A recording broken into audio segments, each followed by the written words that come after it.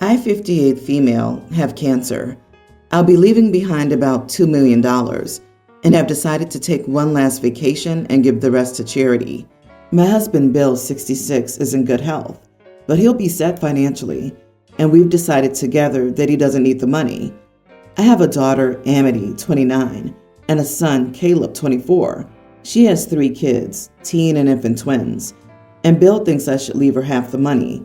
He says she could use it, which would still amount to $1 million for charity.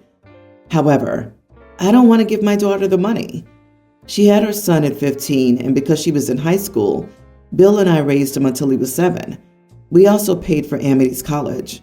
My reasoning is that we've already given her child care for 7 years and college, so she already received the payout from us, even though I was alive and well. Though it seems Bill already told Amity we'd help her out and that she's getting half the inheritance, so I had to correct her and tell her that I'm not giving her or her brother any money. This has been blowing up the family. Amity was furious because she said she was in a bad financial place and she couldn't believe I wasn't helping her even though I could. Bill understands where I'm coming from, but says Amity's living in a trailer and I could at least help her out. I already did help her out, but am I the idiot if I don't include her in my will? Edit to clarify, Bill will leave everything to the children and grandchildren when he passes. Caleb hasn't done anything, but they will both be getting money. You are the idiot. You really resent your daughter for getting pregnant so young. She made a mistake. She didn't rob a bank. Also, I'm guessing that you didn't ask yourself any hard questions about why she got pregnant, throwing her life away at that age. Chances and big chances are that you and your husband had a role in that mistake. Exactly. OP and her hubby are well off to some degree. $2 million is a lot of money, and OP's husband still has more money too. But their daughter's living in a trailer? Trailer? With 2 babies and another teenage child? That's horrible. Shameful, honestly, for the grandparents to be okay with this. No info from OP about what happened to her daughter. Why is she in a trailer? Did she do something that made OP resent her? Honestly, I can't imagine raising kids and hating them so much that I'd rather give all the money away to strangers. OP has not shared 100% of this story with us. OP, when a kid has a kid, it's not the kid's fault, or at least not mostly. It's a parenting failure to not provide birth control, preferably long-term, guidance, and some coaching on how to handle pressure in a relationship.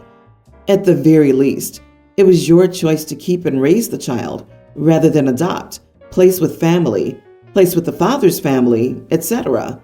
So you screwed her over when she was a teen, but at least you did pay for college and step up to raise your grandson.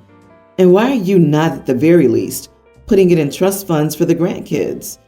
Even if you don't care about what happens to Amity, what about your grandbabies? Are they supposed to pay for her, not to make you happy? And what about OP's son? And what the heck did Caleb ever do? He did nothing wrong, but still gets shafted. Also, is Bill these children's father or not? You seem to weirdly dance around ever establishing that with your word choice. OMG, lady, do you even like your kids? She has $2 million, and her daughter lives in a trailer. The answer is no. OP, you have the opportunity to ensure your daughter, son, and grandkids have a financially secure future in a climate where things are hard and getting harder.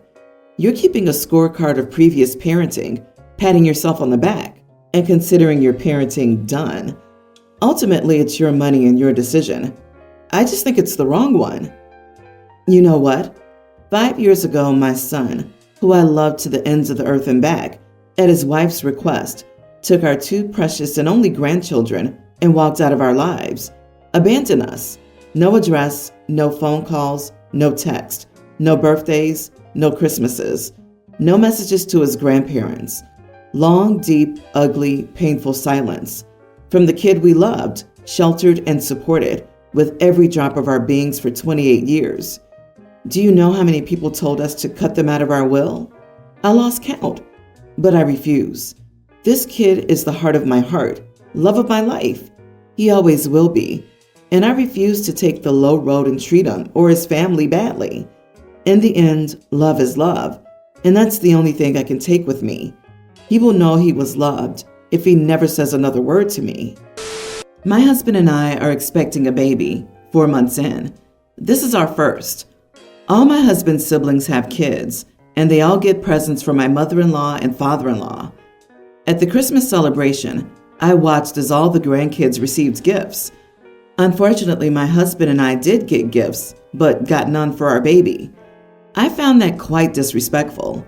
To have their grandbaby not being acknowledged, even with a single gift, made me quite upset and feel excluded. I brought it up during dinner, and my mother-in-law got quiet after I stated that they should have included their grandbaby in their gifting. My husband looked at me in a "are you serious" way, and I explained how I felt like our baby was being excluded and not acknowledged at Christmas. Apparently, this put both my mother-in-law and father-in-law on the spot. Mother-in-law picked an argument with me later on, telling me she didn't appreciate how demanding I was and how I accused them of laying favoritism. She told me to get over myself and stop acting unreasonably and creating drama when the baby wasn't even here yet.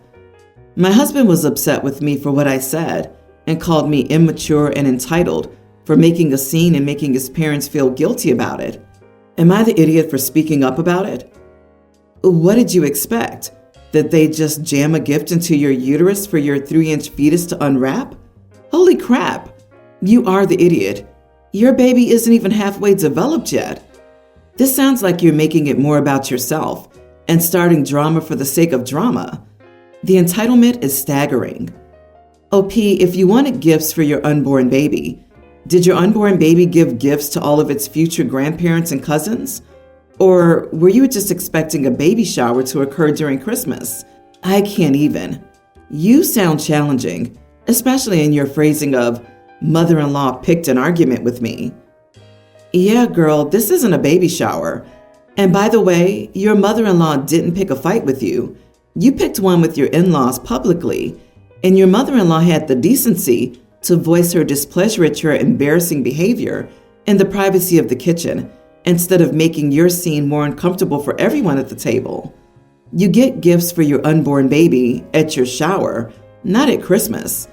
Change your attitude and perspective before your baby's born, or else you're going to have a rough ride as a parent and wife and daughter-in-law. Don't forget the baby's half birthday. God, expecting mothers like this that think the world revolves around them and the baby drive me nuts. Wait till the baby's born and nothing is about OP anymore. OP, I don't even get gifts from my friends anymore. They all go to my son. And if my son doesn't get gifts, I'm okay with that because the world doesn't owe my son anything, or me. I woke up at 5 a.m. craving pancakes while on vacation with my in-laws. So I decided to quickly make myself and my son some, since we were the only ones awake besides my husband, who doesn't eat pancakes. Unfortunately, my sister-in-law's daughter, pre-tween, came downstairs just as my son was finishing up and started crying because there were no pancakes for her. I did try to comfort her, but I had bad morning sickness after I ate, and I started to feel sick, so I had to take her to her parents who were still sleeping. Long story short, my sister-in-law was upset I only made pancakes for myself and my son when others were in the house that also needed to eat breakfast. She said I was selfish, and I should have known my niece would have wanted some too, so I could have made extra just in case. Am I the idiot? Short answer, yes, you are the idiot. You didn't have morning sickness while making the batter. You could have made enough for everyone, and only thinking of yourself is selfish. Being a mother, if your child woke up early and went downstairs, only to be told, too bad, I didn't make any for you, and sent your child back to you with no breakfast, you would be angry too, especially when traveling and on vacation with family. That's just straight up rude. Agree. My question is, how did you manage to only make enough pancakes for 2 people? Whenever I make them, I can easily feed 6 kids. I totally get that you and your son were the only ones awake, but you're spending the holidays with another family that has a child. It's the same as baking a cake for 2 people instead of for the group, and then wondering why the group isn't stoked about it. You've infested their nostrils with the delicious smell of pancakes and served them disappointment for breakfast. Also, your cooking probably woke the niece up, and then you decided to only cook for you and your son. When the little girl cried because you woke her up and ate all the food, you then woke up her parents at probably 5:30 a.m. on vacation. Common courtesy will take you far. Seriously? Nobody in my house is up for the day before 8:30. If I woke up at 5 and made a couple of pancakes, it would be on the same level as making a midnight snack. Imagine someone waking up and getting angry you didn't prepare them a plate of olives and cheese. Aunt OP's pregnant, got morning sickness, and was going right back to bed. How the heck is she an idiot here? Not to mention, I make pancakes from a box. Just add water, so it's very easy to make a tiny batch of batter for only my brother and me. I do it all the time. Not the idiot. I'm shocked another mother got upset at a pregnant mom who got up, made pancakes for her and those who were awake at that time, and then got too sick with morning sickness to make more before her own daughter could get any. That seems pretty selfish. I'm sorry she made you feel guilty. That's a reflection of her character flaws, not yours. Yeah, screw all these commenters imposing new information onto the situation. You knew the others would want pancakes. Who only makes pancakes for themselves? Bro, the information OP had at the time was my family's awake and my family is hungry. So she fed them. So how do you know the others aren't on a keto diet? How do you know they aren't celiac? How do you know the others don't already have breakfast plans that pancakes beforehand would ruin? You don't, and neither did OP, so she worked with the information she had. Some of these comments are dripping with so much righteousness that people are slipping over themselves to add enough new details to justify calling OP an idiot. Y'all should be ashamed of yourselves. My sister-in-law is 6 months pregnant and is high risk. Because of that, she's unable to work, so she can't keep her apartment. The father isn't in the picture, so she moved in with us. She and I have never had the best relationship, but I put that aside because my husband wanted to help her. We're not charging her rent or anything, as she has very little money. We are buying all the groceries and I do a lot of cooking. Here's where the issue is. We live a pretty healthy lifestyle, and I don't like a lot of junk food in the house, as we want the kids to have healthier options, so I don't buy a ton. We aren't super strict or anything, but we will have a thing of ice cream for a week or so, and then next trip, we might get a box of brownie mix or a bag of candy. Sister-in-law's constantly been requesting candy, ice cream, chips, pizza rolls, and basically all junk food because she has cravings. Now, we aren't exactly rich, so I don't really want to be spending money on food that no one but her would eat. And I don't want to deal with the kids constantly asking why Nan can have ice cream for breakfast or pizza rolls for dinner. She also has been asking me to cook different meals as certain things make her feel bad. I get nauseous, but making meals that both of my kids will eat without complaint is hard enough. Last night she complained again that I don't keep anything she can eat in the house and didn't want any of the food I made. And later, when we didn't have any ice cream, she asked me if I would go get her something from the store. I got a little short with her and flat out told her that we were fine helping her, but we weren't her kid's father, and we aren't going to just cater to her because she's pregnant. She cried and my husband felt stuck in the middle. Am I the idiot? Not the idiot. You're going above and beyond in allowing her to live in your home and provide quality shelter and food for her. Cravings are not necessities, they're desires. She's in a situation where, pure and simple, she didn't prepare herself to get all of her wants. Your comment was not out of line. She's not the first pregnant person ever, and her failure to plan is not your problem to solve. Remind her that no one ever died from not satisfying a craving. Plus, if her pregnancy is actually high risk, all that junk food is not helping. All that sugar, fat, and salt content is not helping with her blood pressure or sugar, which could worsen things. She should be eating healthy food and leaving the junk for occasional indulgence. She's living in your home without contributing. She needs to stop being a choosing beggar. Also, just going to be a big meanie and say it. What you gonna do once the baby's born? Does she expect to live with you free of charge forever? What's your plan, OP? This whole scenario is terrible. Sit down with your husband and ask him what he thinks his sister should do about her situation, if there were no you to take care of her? Make a literal list. Where would housing, food, medicine, and things for the baby come from? Then start making that list because you're not here for this for 1 second longer than you have to be.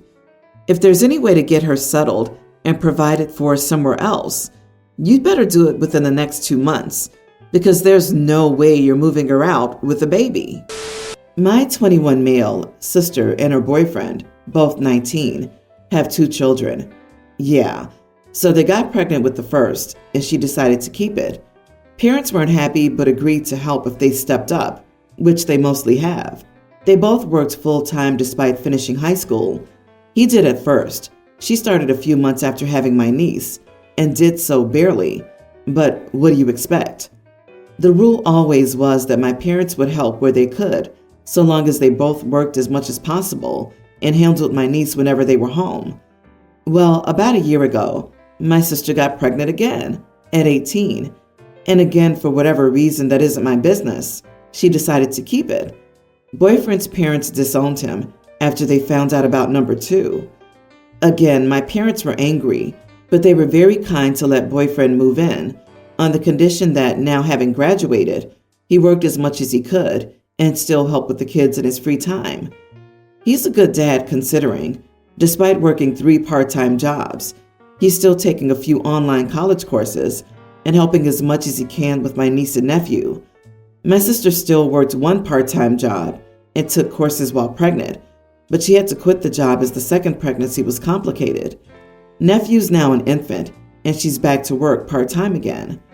Now, obviously, neither of them has really had a social life since my sister got pregnant with my niece. She, in particular, is very isolated, and we thought she had PPD, but the doctors don't think so. She's just surprisingly strung out.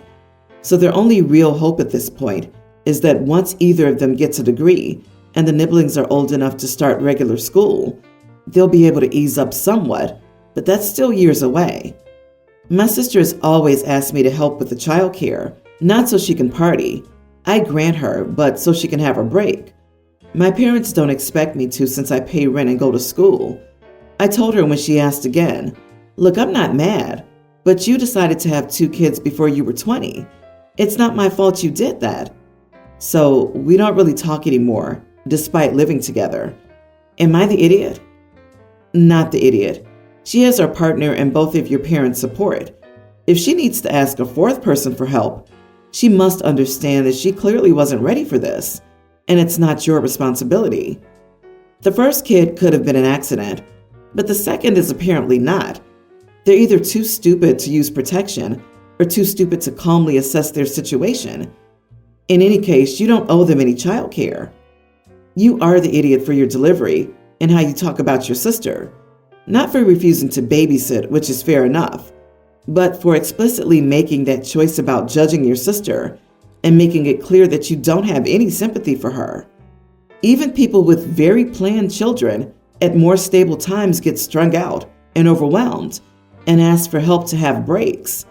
It's not your responsibility to offer childcare to your sister, but it's also not your responsibility to teach her the error of her ways.